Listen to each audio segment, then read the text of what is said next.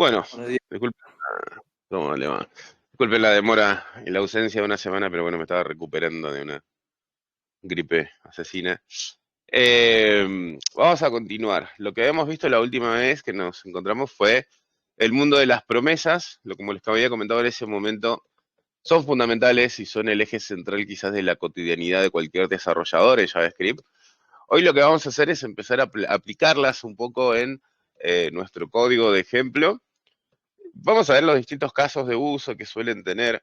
La realidad es que ya nuestro código necesita ir creciendo, pero para tener más sentido vamos a tener que empezar a entender y a ver el mundo de HTML. Así que, bueno, analizando un poquito todo lo que hemos visto a lo largo de 18 clases, ya hasta la clase número 19, creo que deberíamos ir saltando en la próxima, digamos, que esta sea la última clase de JavaScript e ir saltando directamente a HTML para que podamos ya entender un poco cómo armar la UI y obviamente empezar a conectar todo con JavaScript, que eso va a ser lo más importante. Bien, como les decía, repasábamos las promesas la última clase. Voy a compartir pantalla. Lo que habíamos estado viendo de esas promesas, que básicamente tienen un estado inicial que es pendiente y ese estado puede cambiar digamos, a que terminó, a que fue resuelta o que fue rechazada porque hubo un error o lo que sea. Esa forma, digamos, esa lógica que tienen, en realidad responde a que muchas de las tareas que hacemos normalmente en ciertos lugares donde aplicamos JavaScript, como por ejemplo el backend, son asincrónicas. ¿Qué significa? Que soportan un callback y una vez que ese callback se ejecuta, lo que hacemos es devolver la promesa, ¿no? En un estado o aprobada o rechazada. Entonces, digamos, ¿qué es lo que hace interesante a esto? Si bien fue una gran técnica que permitió resolver muchos problemas, ¿sí?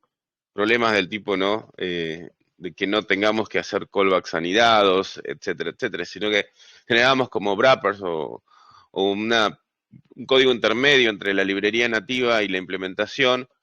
De alguna forma también siguen siendo, entre comillas, incómodas porque requieren, obviamente, cada promesa devuelve un objeto, el cual tiene las propiedades como los métodos den, el método catch, es decir, toda una forma de ir procesando cada una de las promesas y en cierta forma cuando terminamos de trabajar y hacemos 10, 15 promesas, una debajo de la otra, el código tampoco queda muy limpio, tampoco queda muy simple. Hay una mejor manera de hacerlo. Entonces, creo que lo mejor en ese sentido, o bueno, no es que creo, sino que se empezó a creer, era empezar a dar o dotar a las funciones de la capacidad de ser sincrónicas, como son nativas, o asincrónicas, y buscar un mecanismo que nos permita trabajar con ellas. Eso se llama async y await, ¿sí? Son dos palabras reservadas del lenguaje. Como siempre, vamos a la documentación oficial, como siempre les enseño. Fíjense, async function, bueno, creo que se puede poner en español porque creo que ustedes no estaban muy amigados con el inglés, así que lo vamos a pasar a español. Ahí está. Les paso el link, de hecho, al grupo de Telegram. Listo. Bien. Async function, la declaración de una función async define una función asincrónica, la cual devuelve un objeto. Y sí, a ver, ¿qué es lo que permite? Lo voy a explicar y después vamos a entender el código. Lo que nos permite hacer es que una función sea asincrónica. Es decir, de alguna forma le estamos diciendo a JavaScript, esta función va a ser asincrónica, por lo tanto, no vas a esperar a que termine de ejecutarse, sino que automáticamente vas a devolver un objeto que básicamente es un objeto de promesa. Fíjense, acá tenemos dos ejemplos. Tenemos uno donde dice resolve after 2 segundos, retornamos una promesa. Cuando la promesa es resuelta, ¿sí? Lo que hacemos es un setTimeout de 2 segundos y resolvemos la promesa. Entonces, si yo llamase a esta función, me devolvería un objeto. De hecho, vamos a ir haciéndolo para que lo vean. Vamos a ir entendiendo cada una de las partes del código. Andamos un poquito ahí. Bien. Si yo damos esta función, lo primero que voy a obtener va a ser una promesa. Esa promesa va a cambiar de estado a los 2 segundos. ¿Por qué? Porque me devolvió la promesa se empezó a ejecutar, hay un set timeout, cuando terminó, resuelve la promesa. Hasta que no se resuelva o se rechace, recuerden que queda en estado pendiente. Entonces, yo acá voy a generar R1 es igual a la ejecución de esto, R1 es una promesa, fíjense, que se pasa a resolve a los 2 segundos. Bien, ¿qué hacemos acá? ¿Qué hace en el siguiente código? Fíjense, async_call es una función que tiene la palabra reservada async, ¿sí? Y lo que hacemos es utilizar la palabra reservada await para esperar que esta promesa termine. Es decir, ¿qué va a hacer el await? Si ustedes se fijan en el código de acá, esto devuelve una promesa. La promesa sabemos que tiene un estado pendiente. Por lo tanto, lo que tenemos que hacer es esperar a que termine, ¿sí? Para obtener el resultado. Es decir, el resultado que va a ser lo que devuelva la promesa. Fíjense que resolve tiene un texto, por eso lo que devuelve la promesa, recuerden, siempre es lo que va en resolve. Si yo pongo un objeto, pongo lo que sea, eso es lo que me va a devolver.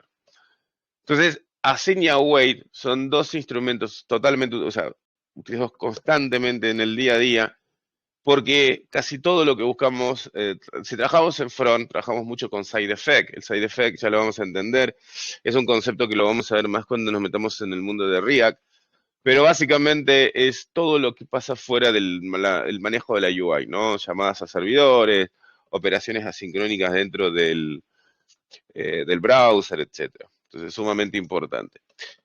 Bien, entonces, vamos a jugar un poquito nosotros también con este mundo de async await, ¿sí?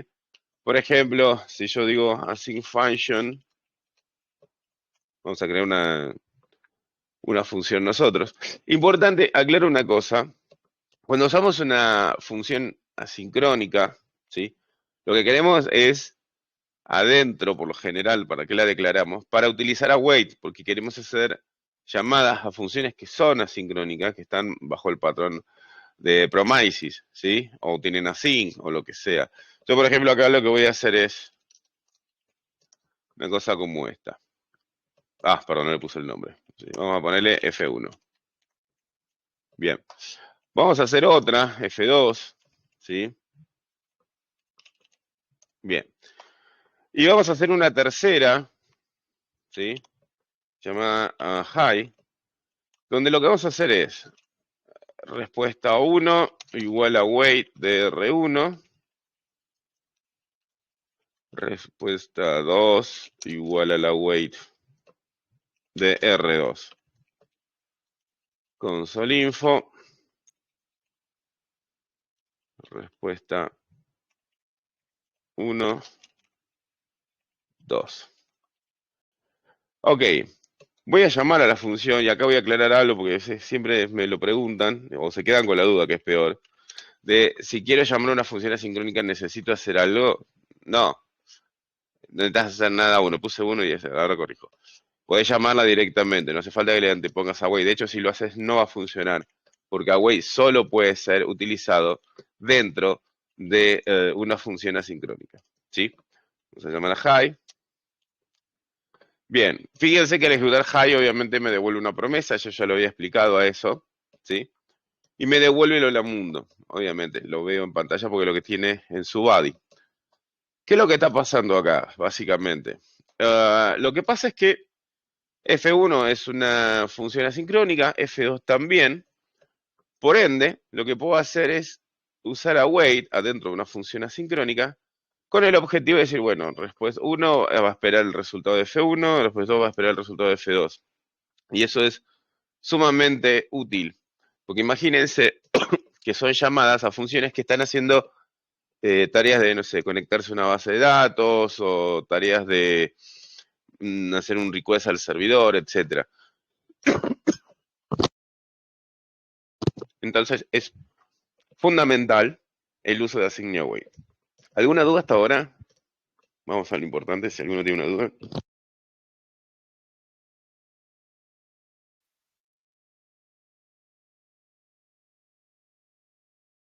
Perfecto, bueno. Entonces, vamos a continuar.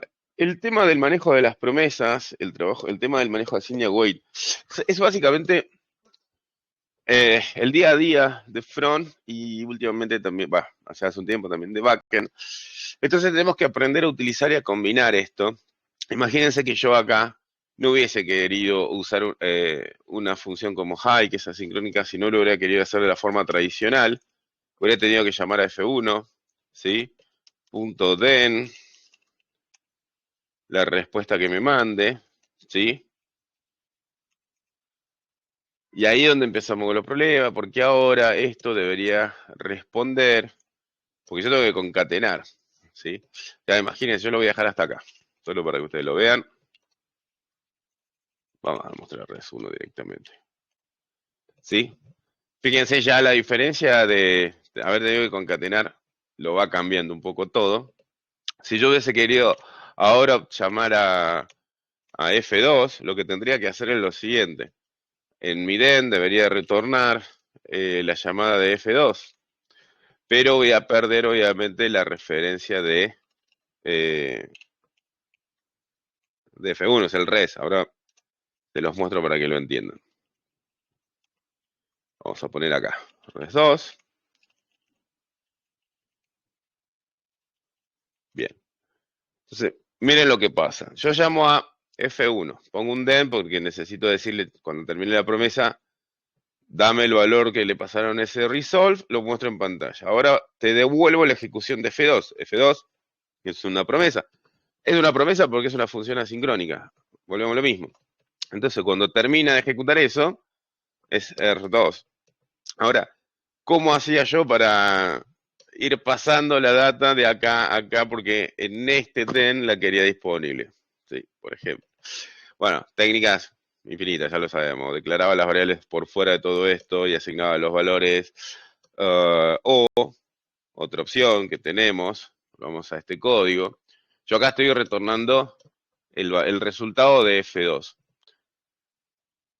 Las promesas en sí, ustedes ya vieron que nosotros usamos newPromise, ¿sí? Promise obviamente es un objeto que tiene algo llamado result también. ¿Qué retorna esto? Una promesa resuelta automáticamente, ¿sí? Lo que significaría que yo pudiese acá tranquilamente, fíjense, estoy llamando a F2 de este lado, no lo voy a hacer así, lo que voy a retornar va a ser un promise resolve de lo que quiera. Puedo, por ejemplo, resolver incluso un objeto con promesas adentro o con lo que yo quiera. A qué voy con esto?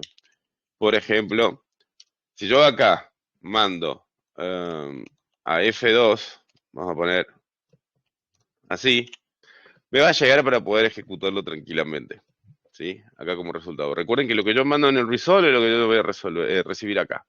Un objeto, un array, una instancia, entre comillas, una clase, lo que quieran. Es totalmente factible. Pero claro, esta forma de trabajar se vuelve incómoda versus esta manera. Es más, esta manera nos aporta una forma cómoda también de trabajo de errores. Así como existía el callback hell, que yo se los conté, creo que es este exceso de callbacks y que se vuelve imposible seguir el código, con las promesas pasaba lo mismo. Cuando vos empezás a tener muchas promesas y vas haciendo catch de distintas secuencias de las promesas, el código también se volvía muy difícil de seguir. Entonces apareció esta hermosa solución. Vamos a poner acá, error. ¿Qué es lo que estoy haciendo acá? Es algo que nosotros ya habíamos visto, pero vamos a repasar. Try and catch. Try lo que hace es intenta monitorear toda ejecución que esté adentro de las llaves y si algo da error, si hay una excepción, lo que sea, se va a disparar el bloque catch, es decir, se va a mostrar un error. El trabajo de try catch es fundamental. Hay muchas veces que no entendemos muy bien cómo usarlo de manera eficiente. No en todos lados necesitamos try catch. No es obligatorio que exista solo uno. Es decir, imaginen, hay ciertas situaciones donde sí podemos usar try catch en subblock, es decir, hacer un try y un catch acá adentro, por ejemplo. Entonces, mira, ¿en qué caso lo haría? Y, por ejemplo, si tengo que usar JSON, que es un objeto, para hacer un stringify de un objeto, o hacer un parse de un string para que se transforme en objeto, algo que ya van a empezar a ver muy seguido cuando veamos backend. Sí, en ese caso haría un try y un catch global, pero solo para esa operación haría un try y un catch exclusivo. Después vamos a ir entendiendo un poquito más esto. Pero bueno, acá lo importante es entender que con esta estructura, usando async, usando await, podemos usar try and catch, podemos hacer que nuestro código se vea mucho más simple y obviamente es más fácil de mantener, es más rápido de seguir, no nos genera muchos dolores de cabeza a la hora de encontrar un bug o de agregar una nueva funcionalidad. Así que en el fondo siempre tiene que ser nuestro objetivo, ¿no? Ese path a seguir de programar de manera bonita, de manera rápida y eficiente, con la menor cantidad de bugs posibles. Bien, antes de terminar quiero mostrarles algo que también es fundamental, que es promise.all. Es un método de promise que espera un array como argumento, pero no un array común, sino lo que espera es un array de promesas. ¿Qué es lo que va a hacer este promise all? Va a ejecutar y lo que va a devolver, vamos a ponerlo acá, así, fíjense, es una promesa, ¿no? Lo que va a devolver esto, fíjense, la promesa tiene un array como resultado. Va a ejecutar en forma paralela cada una de las promesas que le estoy pasando dentro del array. Recordemos que F1 y F2 son funciones asincrónicas, por ende al ejecutarla lo que me va a devolver es una promesa. Promises.all espera un array de promesas a cumplir, o sea, de promesas. Las va a ejecutar y cuando todas hayan terminado, de hecho, acá en este caso lo vamos a hacer mejor así, a la vieja escuela, solo para que ustedes lo puedan ver rápido. ¿Sí? Ahí va. Response. Perfecto. Fíjense la respuesta. ¿Qué va a hacer? Cuando terminaron todas las promesas, va a ejecutar, va a pasar, o sea, promise all devuelve una promesa. Esa promesa pasa a resuelta cuando todas las promesas del array hayan terminado, hayan pasado a resolve, ¿sí? Si alguna de las promesas del array es rechazada, es un reject, automáticamente el promise all dispara un reject como estado. Es decir, si esto me devuelve una promesa, sabemos que está en pending. Y sabemos que va a tomar dos posibles caminos, o resuelta o rechazada. Si alguna de las promesas que pasé en el array es rechazada, la promesa del all va a ser rechazada. Si todas fueron resueltas, la promesa del all va a ser resuelta. Cuando resuelva, lo que va a retornar ese resolve es un array donde voy a encontrar en orden lógico cada una de las respuestas de las promesas. ¿Qué significa esto? Sabemos que esta promesa retornaba un string con la palabra hola. Esta promesa retornaba un string con la palabra mundo. Por ende, tengo un array con hola mundo. Esta es otra forma, ¿vieron cuando estábamos viendo? Bueno, ¿qué hacemos si tengo que llamar a... vamos al ejemplo anterior, para que se entienda. Este no, este que era el más feo. Todo esto lo podemos resolver con un promise all, como lo acaban de ver. ¿Sí? De esa forma. Entonces llamé a las dos promesas y listo. No siempre se puede hacer esto, porque muchas veces, o la gran mayoría de las veces en realidad, lo que hacemos es ir ejecutando las promesas una por una, porque necesitamos como terminó una parte de nuestro código, ahora lo que queremos es seguir con otra. O sea, hay una dependencia. ¿Qué significa esto? Que yo no puedo llamar al segundo bloque porque necesito datos del primero. Es decir, necesito llamar a la segunda promesa, pero con datos que me devolvió la primera, y eso es muy común. Bien, ahora voy a pasarles al grupo, nuestro código que estuvimos usando hoy de ejemplo, el grupo de Telegram, ¿sí? Para que puedan hacer las pruebas ustedes. Como les dije, medio como en el aire, es difícil seguirlo a veces, es cierto, pero no es imposible para nada. Y lo vamos a ir viendo cada vez más a todo esto, llegado el momento, ¿no? Les voy a pasar acá este bloquecito también, como para que comparen, ¿no? El mundo de 100% promesas versus Young Wait. ¿Cómo quedaría, ¿Cómo quedaría el código final? Así, ya tienen todo. Perfecto.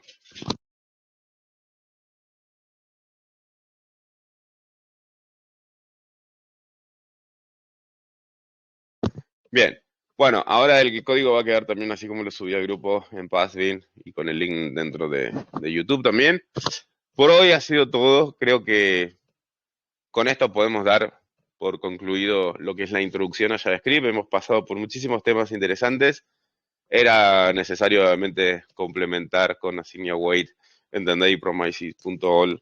Y bueno, a partir de ahora vamos a empezar a darle forma al curso de HTML, que no va a ser un curso, la idea de ese curso no va a ser que aprendamos HTML como maestros, ni mucho menos. La realidad es que es entender un poco las bases, conocer las etiquetas más importantes y saber dónde está la documentación oficial para que podamos ir y ante cualquier duda leerla, ¿sí? Uno de los objetivos tiene que ser, no pretendamos que en un curso, en un video, nos enseñen todo, porque eso es un disparate. Para eso existe la documentación oficial y lo que tenemos que buscar es aprender a leer la documentación.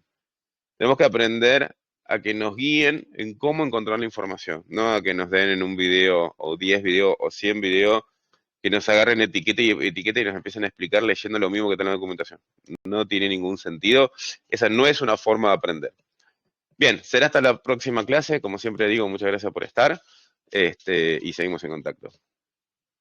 Hasta luego.